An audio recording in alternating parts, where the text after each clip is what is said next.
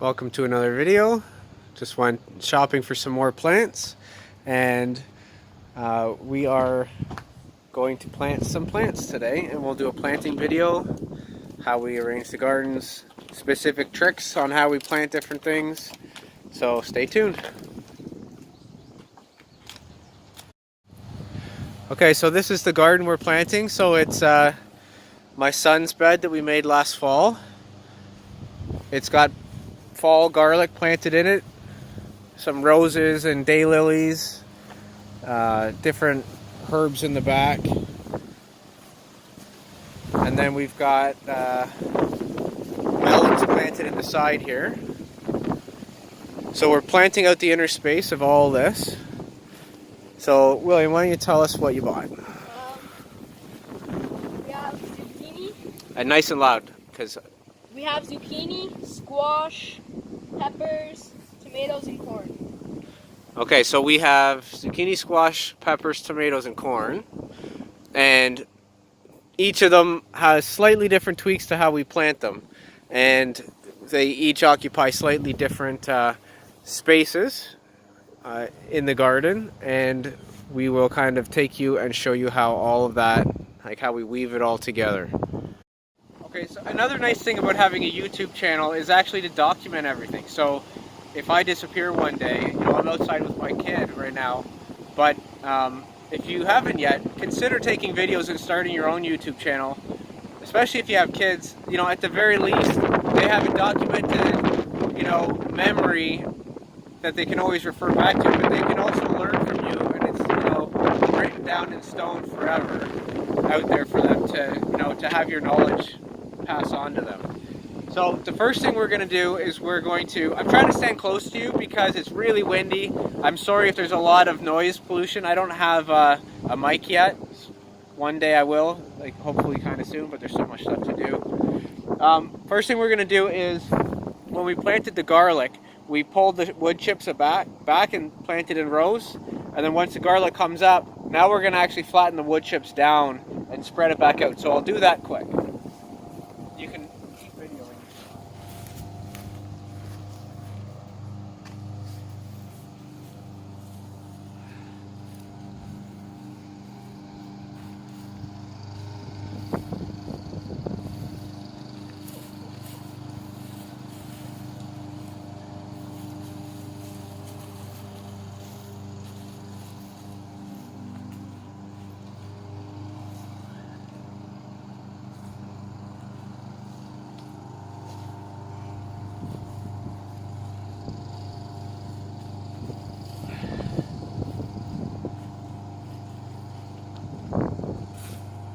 Okay, so we're going to do that for all the rows, and then we'll catch back up. Okay, so we're going to do zucchini first. So we have a 2 flat here with zucchinis. Now zucchinis will grow as kind of like a vine, like a short, fat little vine, and it'll put off leaves and flowers and zucchinis as it goes. So we're going to, when we plant them, kind of try to point them the direction that we want them to kind of propagate and grow. And the other thing is I've mentioned this in other videos, but we use a thick mulch wood chip method. Underneath it, we have horse manure and compost and wood chips on top. And then every year we just add more wood chips on top. That's all you need to do. But you don't plant in the wood chips. The wood chips stay on top.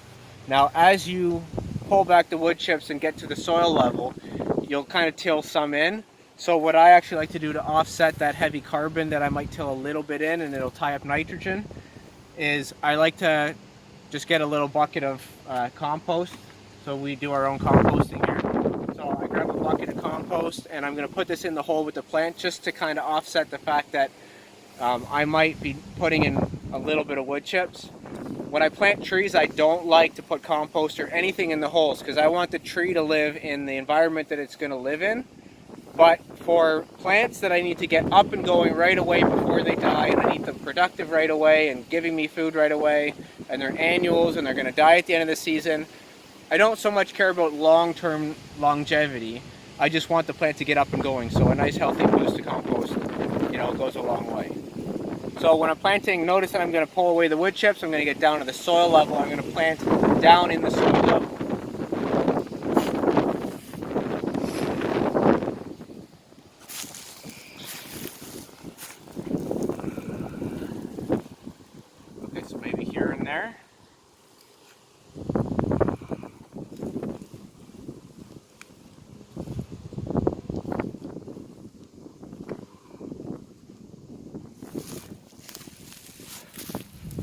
Okay, so you can see we're right down there soil level. You can see my biochar, great stuff. You know, it's all mixed into this garden as well. So if I ever see it in big clumps like that, I like to just bust it up. This stuff is great amendment for the soil. Okay, so then I'm going to dig down, get to the soil.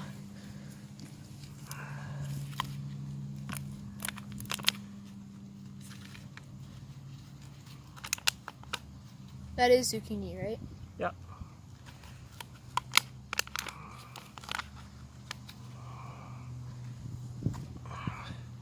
Okay, now I want this about the same level of soil. This is zucchini, so it's got to be roughly the same level as the actual soil. So I'll just backfill with some compost.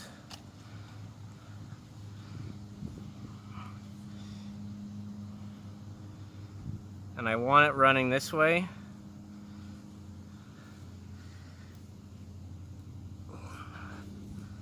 Okay, and then I'm just going to carefully fill in around it.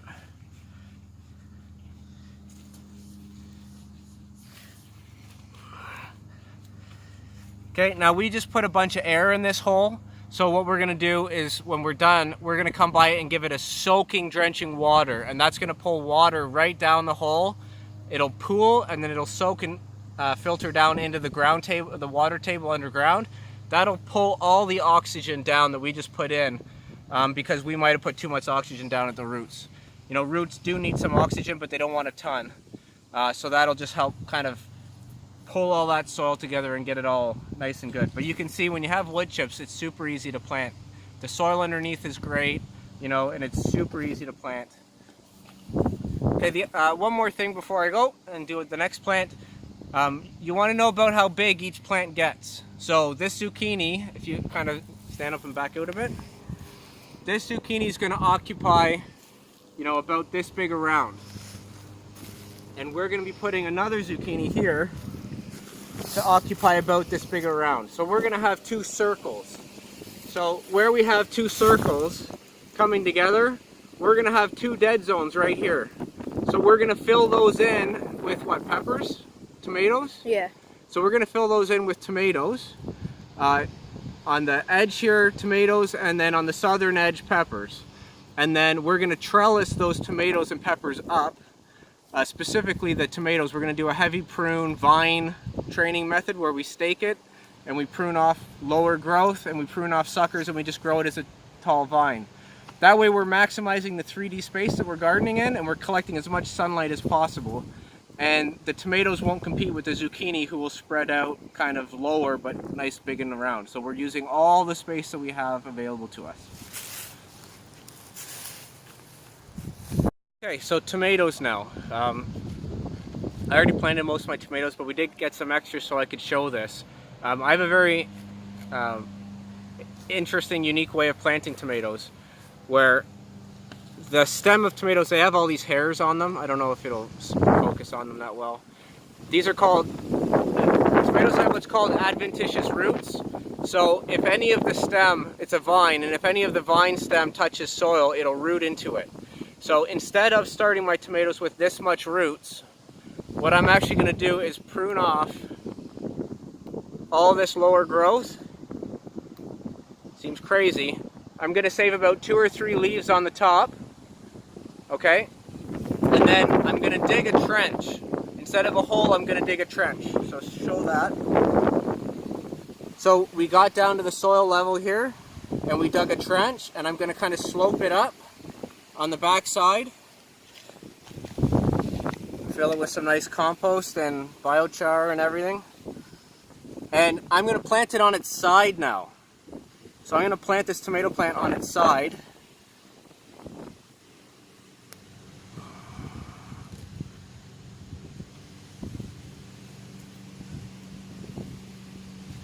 Let me just grab some more compost.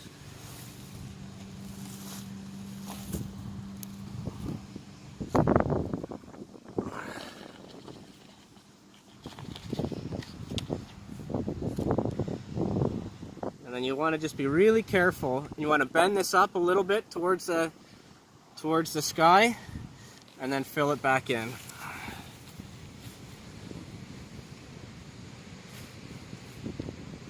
Nice and gentle. So what this is going to do, two things.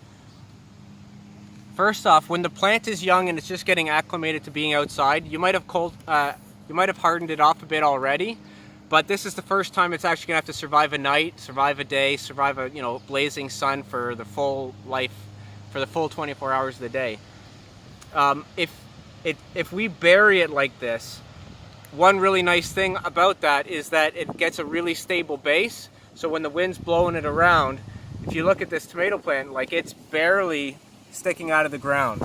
So it doesn't have to necessarily sit there and support itself very much. And then of course the whole entire root is gonna, or the whole entire stem is gonna root. That's gonna give you a massive root section to start.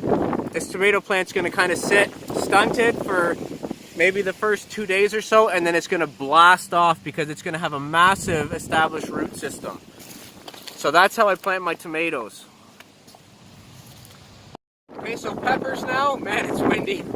So peppers now, peppers are pretty much like normal. You plant them kind of like a tree. So straight in, and you want them about the same height as they were in the tray. That's pretty much it. You don't want to necessarily bury them like you do a tomato. So we're just gonna dig down into the soil. I already moved the wood chips apart. Give it a nice little compost boost. Give it a nice little space. Little dampening in. We'll water this in. Anything that's going to kind of sit under the ground, you can kind of remove the leaves off it. If you put the mulch right up to it, just so that the leaf doesn't rot. And that's it, happy pepper. We're going to water it down, and then as it grows, we're actually going to prune these by heading them. We're going to cut them off at the top once it gets about this tall, and that'll trigger horizontal growth. So that's it for peppers. One other neat thing about peppers, actually about planting in general first, is I put a pepper plant right here, right at the outside of my pear tree guild. It's a very busy guild. And right here specifically, these are daffodils that are going to be going dormant soon. So this would look like a pretty terrible place to put a pepper plant, but you should always also plant in time. And I know that by the time this pepper starts getting bigger, that these daffodils are going to come down. So even though I don't have a bare spot here, it will be a bare spot in a month or so. So this pepper plant should help fill that spot up in the meantime. As soon as these want to go up and give up, then the pepper will be here to save the day. And then one more thing about peppers that I didn't mention when I was planting my peppers is if you do have peppers that have two seedlings, like here I only had one, typically I'll plant say 2 or 3 to a hole and thin, like say for tomatoes or whatever. If you do get peppers, you buy them from the store and they have 2 in them, if it's a tomato, I'll pick my best one, cut the other one at the soil surface and leave the roots and plant it like that, just the one plant. But for peppers, you can leave them as a pair. Peppers apparently like to grow up as a little twin with another pepper plant, and you can even wrap them around each other as they grow up. Apparently they like that. I could be disseminating wives' tale information, that's kind of how this happens. So I've never done it myself, but apparently that's what peppers like. So give it a try, see what works, see if you agree with that old hand-me-down information that I just passed on to you. But just remember, it could be old hand-me-down information.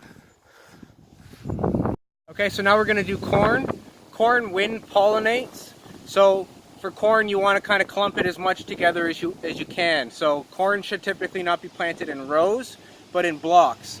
So you can do rows, but try to do a couple rows, and make it into kind of as much of a square as you can, so that when the wind blows, it's immediately pollinating the next row over, and then immediately pollinating the next row over. So we're going to do corn here in four rows in a nice big block. So I've already dug a trench out to get down to the soil level. We don't plant in compost or in wood chips, we plant right down in the soil.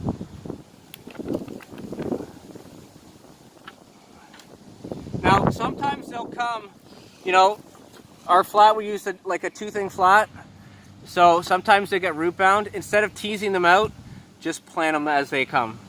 Just plant them like that.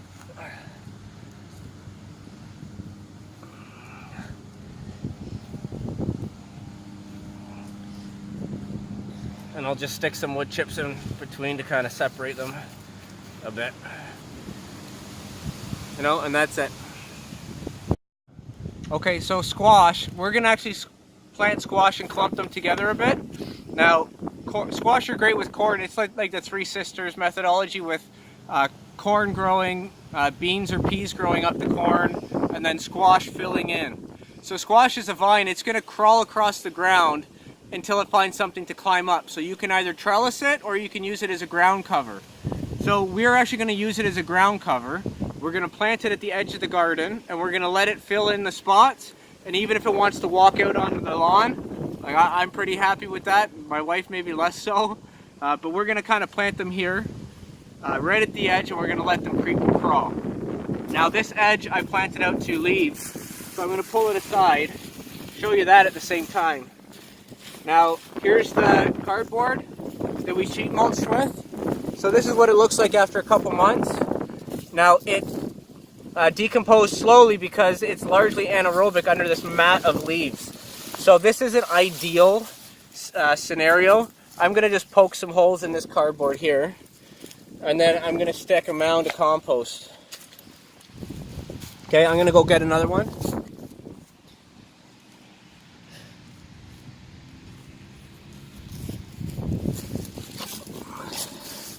Okay, now we're going to plant these kind of in a mound. You can do anywhere from like 2 to like 4 or more squash together. They don't mind, and because they only start here, because they're going to spread out after this, you can kind of plant them close together, and that's not too big of a deal. Now they'll go down and find all the roots and everything they want, and then we'll just mulch them back up.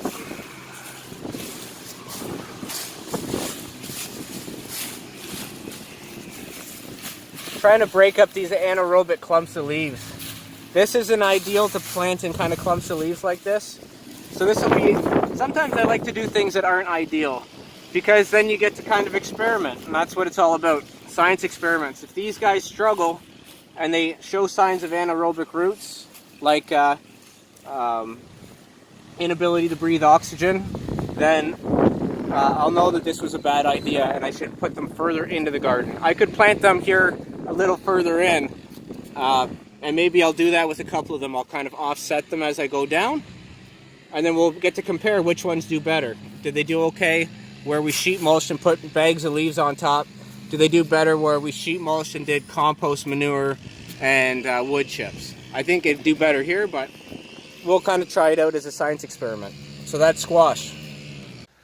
So another thing we did here is we had a bit of a bare patch. I did put wildflowers in here, so there will be wildflowers growing in amongst all this, but I seeded some romaine lettuce in here.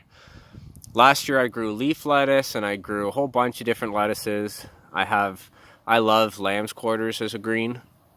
I love linden leaves as a green, perennial kale as a green, but my wife loves romaine lettuce, and I found last year that even though I had a whole bunch of greens, she would still go to the store and buy romaine lettuce. And even if I had it planted down at the garden, at the lower area, which is down this path, down the cedars, and the bottom, that just because it's kind of so far out of the way that she wouldn't necessarily go down there and get it. And by the time I got home from work, dinner's already ready. So what I decided to do this year to improve on that is to plant more leafy greens up in my zone 1 where my wife will know where it is. That way, before I get home from work, when she's putting together salads for lunch for the next day, she knows where to get it. So along this walk path, you know, you kind of can't miss it. You're walking along and you have romaine lettuce and spinach and Swiss chard. So live and learn. Stuff you use often. It's said all the time. The things that you use the most often should be as close to your house as possible. Your herbs, your leafy greens. Put a little kitchen garden as close to your house as possible, because, you know, especially if you're the grower and the other person's the cooker, and you get home after you know, dinner would be made just because you start your day later, take the kids to school in the morning, and they pick them up at night, for example. That's kind of our situation. That she makes the dinner, so I'd be the one who would collect the lettuce, but she's already made dinner by then, and it's kind of too late. Made lunches by then, it's too late. So make it easier for her. Show her where it is. This should work better. So let's see how that works. We did romaine lettuce this year. That's what she likes, so we plant what she likes. All right. So we're actually up to 4 eggs in this little nest.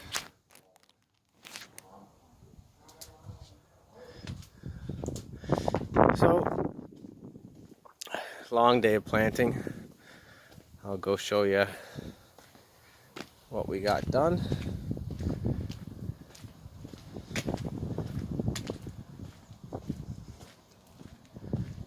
So we did blocks of corn, we did unit cells, zucchini in the middle, tomatoes on the corners, peppers at the edges, and rows of garlic, bordered by rows of garlic. So you can see in there we have, so this one has a service berry in the corner, but we have tomato in the other corner, and we have zucchini, and we have tomato, zucchini, and then we have pepper, squash, and then bordered by rows of garlic. So the front edge of the bed is rows and rows of squash. They can crawl out. Like dirty nails. It looks like finger nail polish. So I can crawl out onto the grass. And we have 3 blocks of that unit cell copied twice. 1, 2, 1, 2, and 1, 2. And then we have a block of corn. So garlic, and a block of corn. So 4 rows of 12. And squash in the front. They will creep and crawl throughout. In about a few weeks, when the corn gets up, we'll put beans, plant beans to curl up the corn. We'll do the 3 sisters method. And then we have the unit cell of the zucchini, pepper, tomato, 4 more of them here. And then we have a big block of watermelons, cantaloupe, and summer stuff at the southern edge here. And that's it. That's the garden done. Pretty big garden for a kid. It was a nice afternoon for me, planting with my kid and getting to spend some time outside with him doing real stuff. I guess quick update on his trees. The pear's doing great, and its base grape is doing great, and we've got some companion stuff at the bottom, peas growing up it. We got compost box where it gets full sun right around the compost. Taking advantage of that thermal mass are pepper and pepper. So they'll like the heat given off by that black compost bin, and they'll like the fertility of the compost bin as well. We just turned it today, so it used to be here. We tipped it, pulled the bin off, put the bin here, and then just layered back on.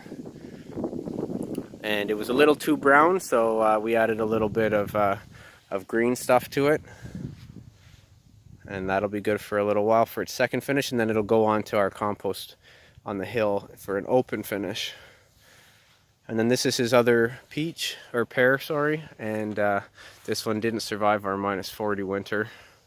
However, it does have some growth at the base.